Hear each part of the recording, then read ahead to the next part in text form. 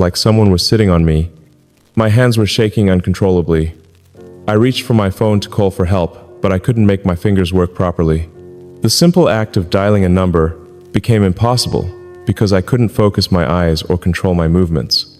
My assistant found me slumped over my desk 10 minutes later. She took one look at me and called an ambulance. I tried to tell her I was fine, that I just needed a minute, but the words came out slurred and confused. I remember feeling embarrassed more than scared. Here I was, someone who prides himself on being in control, and I couldn't even speak clearly or sit up straight. Part of me was still thinking about the meetings I was supposed to have that afternoon, worried about disappointing people. The paramedics arrived and immediately started checking my vital signs. My blood pressure was dangerously high, 180 over 120. My heart rate was erratic, jumping between racing and skipping beats. They said I was showing signs of severe exhaustion and stress-related complications that could lead to a heart attack or stroke. One of the paramedics, a woman probably in her 50s, looked me in the eye and said, "Sir, your body is in crisis mode. We need to get you to the hospital immediately." That's when reality hit me. I wasn't invincible. I wasn't immune to the consequences of treating my body like a machine that could run indefinitely without maintenance. In the ambulance on the way to the hospital, I kept drifting in and out of consciousness. All I could think about was how stupid I'd been. Here I am, always talking about the importance of taking care of things, maintaining equipment, following safety protocols, planning for the long term. But I'd completely ignored those same principles when it came to my own health. I thought about my children, about all the things I still wanted to do with them. I thought about the people who depended on me, not just professionally but personally. What if this had been worse? What if I'd had a heart attack at my desk and died because I was too stubborn to take care of myself? The emergency room was a blur of tests and questions. Blood work, heart monitoring, brain scans to make sure I hadn't had a stroke. The medical team moved with the kind of urgency that made me realize how serious this was. The doctor who examined me was Dr. Sarah Chen, and she was brutally honest in a way that probably saved my life. "Mr. Musk," she said, "your body is shutting down. Your cortisol levels are through the roof. Your blood work shows you're severely dehydrated and malnourished. When was the last time you had a real meal or a full night's sleep?" I couldn't remember. That's how bad it had gotten. She pulled up my test results on her tablet and showed me numbers that meant nothing to me but clearly alarmed her. "Your stress hormone levels are similar to what we see in soldiers coming back from combat zones. Your body thinks it's been under constant threat for months." Dr. Chen told me I was experiencing what's called acute stress reaction. Basically, my body's way of forcing me to stop before something worse happened. She said if I'd continued the way I was going, I could have had a heart attack or stroke within weeks. "You're 53 years old," she said. "Your body isn't 25 anymore. The recovery time from stress and sleep deprivation gets longer as you age. You can't keep running it into the ground and expect it to keep working." That hit me harder than any business failure ever had. She explained something that nobody had ever told me clearly before. Stress isn't just feeling overwhelmed, she said. It's a physical process that affects every organ in your body. When you're constantly stressed, your body produces hormones like cortisol and adrenaline that are meant to help you handle short-term emergencies. Dr. Chen drew a simple diagram showing how chronic stress affects the body. But when those stress hormones stay elevated for months, they start damaging your heart, your blood vessels, your immune system, your digestive system, even your brain. You become more prone to infections, injuries, depression, anxiety, and serious cardiovascular problems. She told me that people my age who maintain chronic high stress levels have significantly higher rates of heart disease, stroke, diabetes, and early death. Think of it like running your car engine in the red zone. She said, "You might get more speed temporarily, but you're destroying the engine. Eventually, it's going to break down completely." That analogy made sense to me in a way that all the previous warnings about work-life balance never had. I spent 3 days in the hospital. 3 days of forced rest, IV fluids to rehydrate me, proper meals brought on schedule, and a lot of time to think about what had brought me to that point. The first night was the hardest. I kept wanting to check my phone, to respond to messages, to stay connected to everything that seemed urgent. But the nurses had strict orders: no work, no stress, complete rest. By the second day, something strange started happening. For the first time in months, my mind felt clear, I could think about problems without feeling panicked. I could have conversations without constantly checking the time or thinking about what I needed to do next. It was like I'd been living in a fog of exhaustion and stress for so long that I'd forgotten what normal felt like. During my stay, I started talking to other patients and hospital staff about stress and overwork. What I discovered surprised me. Almost everyone had a story about pushing too hard and paying the price, sometimes a minor price like constant exhaustion or frequent illnesses, sometimes a major price like heart attacks, strokes, or severe depression. My roommate was a 62-year-old man named Frank who'd had a mild heart attack. He told me he'd been working 60-hour weeks for years as an accountant, convinced that he couldn't slow down until he retired. The funny thing is, Frank said, I thought I was being responsible by working so hard. I was providing for my family, building up savings for retirement. But what I was really doing was gambling with the years I'd have to enjoy retirement. Frank's heart attack had happened during tax season, his busiest time of year. He'd been working 16-hour days for 2 months, eating fast food at his desk, and sleeping 4 hours a night.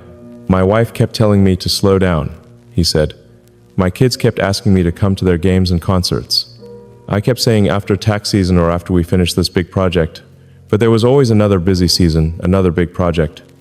The morning of his heart attack, Frank had felt chest pain but ignored it because he had client deadlines. It wasn't until the pain became unbearable that he finally went to the hospital. Now I'm looking at months of recovery and cardiac rehabilitation, he said. All those extra hours I worked, they don't matter now. My clients found other accountants. The world didn't end because I wasn't available, but my health almost did. I also met a nurse named Patricia, who'd been working in the cardiac unit for 20 years. She told me that the majority of heart attack patients she sees are people between 50 and 65 who've been under chronic work stress. They all say the same thing, Patricia told me. I thought I could handle it. I thought I was tougher than that. I thought I had time to take care of my health later. She said that many of these patients are successful people, executives, doctors, lawyers, small business owners, who've been rewarded their whole careers for working harder than everyone else. The problem is that the same drive that makes people successful can also kill them if they don't learn to manage it.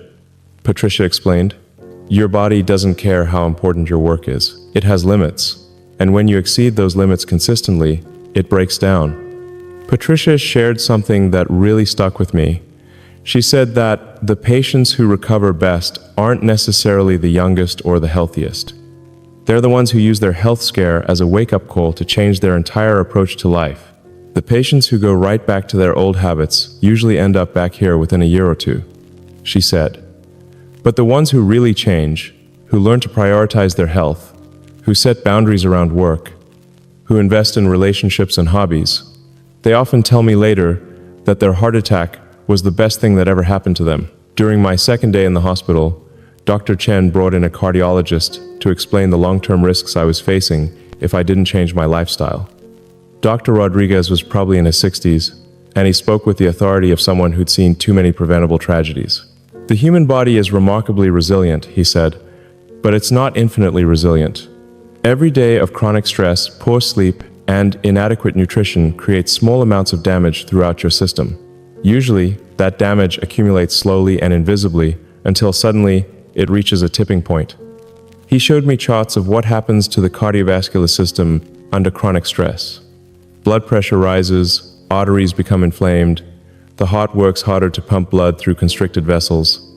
Over time, this leads to heart disease, stroke, and organ failure. The good news, Dr. Rodriguez said, is that much of this damage is reversible if you make changes now. The bad news is that if you don't make changes, you're likely looking at serious cardiovascular events within the next few years. He told me about patients he'd treated who ignored warning signs like mine. Some had heart attacks in their 50s. Others had strokes that left them permanently disabled. Still others developed diabetes or other chronic conditions that dramatically reduced their quality of life. The tragedy, he said, is that most of these problems are preventable with lifestyle changes that aren't even that difficult. But people wait until they have a major health crisis to make those changes, and by then, it's often too late to prevent serious damage. On my third day in the hospital, I had a conversation that changed my perspective completely. Dr. Chen brought in a man named Robert, who was 78 years old and had experienced almost exactly what I was going through, but 23 years earlier. Robert looked incredible for his age, energetic, clear-eyed, moving with the confidence of someone much younger. He told me he'd been a workaholic executive who'd collapsed from stress and exhaustion at 55. I was just like you, he said. Thought I was invincible. Thought taking care of my health was something I could do later, after I finished building my career and providing for my family. Robert's collapse had been even more severe than mine. He'd actually had a mild heart attack and spent a week in intensive care. His doctors told him that if he didn't make dramatic changes, he probably wouldn't live to see 60. That was my wake-up call, he said. I realized I'd been so focused on building a successful life that I'd forgotten to actually live it. Robert made radical changes. He reduced his work hours, started exercising daily, learned to cook healthy meals, and began prioritizing sleep. He also started focusing on relationships and hobbies that brought him joy rather than just achievement. The amazing thing, he said, is that my work actually improved when I started taking care of my health. I had more energy, better focus, clearer thinking. I made better decisions because I wasn't constantly operating in crisis mode. Robert had been retired for 13 years, but was still active and healthy. He volunteered, traveled with his wife, spent time with his grandchildren, and pursued interests he'd never had time for during his workaholic years. I've had 23 extra years that I wouldn't have had if I'd continued on the path I was on, he said. 23 years of good health, good relationships, and genuine happiness. That heart attack was the best thing that ever happened to me because it forced me to learn what really matters. Robert's story gave me hope, but it also made me realize how much time I'd already wasted ignoring my health. How many years had I spent being less effective than I could have been because I was constantly exhausted? How many moments with family and friends had I missed because I was too stressed and distracted to be present? I also met Margaret, a 67-year-old woman who'd been visiting her husband in the cardiac unit. She told me that she'd learned to prioritize her health after watching several friends and family members suffer serious health consequences from chronic stress. I decided I wasn't going to wait for a crisis to make changes, she said. I saw what happened to people who ignored their health, and I decided to be proactive instead of reactive. Margaret had developed what she called her non-negotiable health habits. She treated exercise, proper nutrition, and adequate sleep like any other important commitment, scheduled and protected. I schedule my exercise, my meals, and my sleep, just like I schedule meetings, she said. They're not optional. They're not things I do if I have extra time. They're the foundation that makes everything else possible. Margaret explained that treating health as a priority rather than an afterthought had actually made her more productive and successful in other areas of life. When I'm well rested and healthy, I can accomplish more in 6 focused hours than I used to accomplish in 10 exhausted hours. She also talked about how prioritizing her health had improved her relationships. When I'm not constantly stressed and tired, I'm more patient with people. I listen better. I'm more present for the people I care about. These conversations made me realize that my hospital stay wasn't just about me. It was about the example I set for other people, especially younger people, who might think that sacrificing health for success is admirable or necessary. It's not admirable, it's not necessary, and it's not sustainable. On my last day in the hospital, Dr. Chen gave me a comprehensive plan for recovery and prevention. But before she talked about diet and exercise and medication, she talked about mindset. The biggest challenge you'll face, she said, isn't following a diet or exercise program. It's changing the beliefs that got you here in the first place. She explained that many high-achieving people have what she called martyrdom thinking, the belief that suffering for work makes you more valuable, that sacrificing your health proves your dedication, that taking care of yourself is selfish or weak. You need to understand that taking care of your health isn't selfish, Dr. Chen said. It's responsible. It's how you ensure that you'll be able to contribute for the long term rather than burning out early. She gave me a different way to think about health maintenance. Think of it as an investment, not an expense. The time and energy you put into staying healthy will be returned to you multiplied in better performance, clearer thinking, more energy, and more years of productive life. Dr. Chen also talked about the ripple effects of health choices. When you take care of your health, you're not just helping yourself. You're reducing the burden on your family, you're modeling good behaviors for younger people, you're ensuring you'll be available for people who depend on you.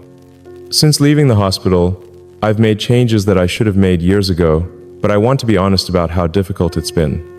Changing lifelong habits isn't easy, especially when those habits have been rewarded professionally and socially. The first change was sleep. I committed to sleeping 7 hours a night, no exceptions.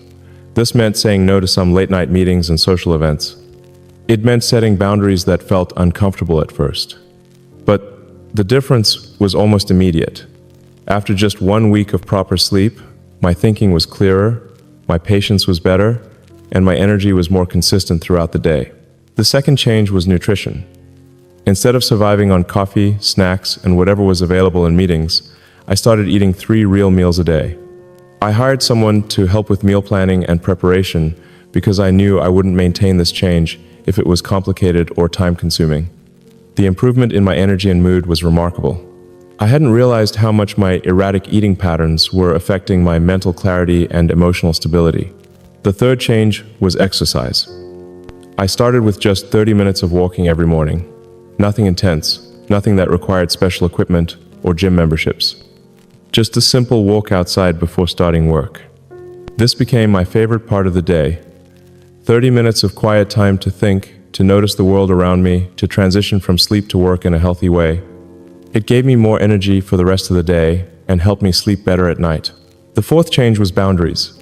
I stopped checking email after 8 p.m. and before 8 a.m. I blocked out time during the day for focused work without interruptions. I learned to delegate more effectively instead of trying to handle everything myself. These boundaries felt scary at first. I worried that people would think I was lazy or uncommitted, but the opposite happened. When I was more rested and focused during my working hours, I was actually more effective and valuable to the people I work with. The most surprising change was in my relationships.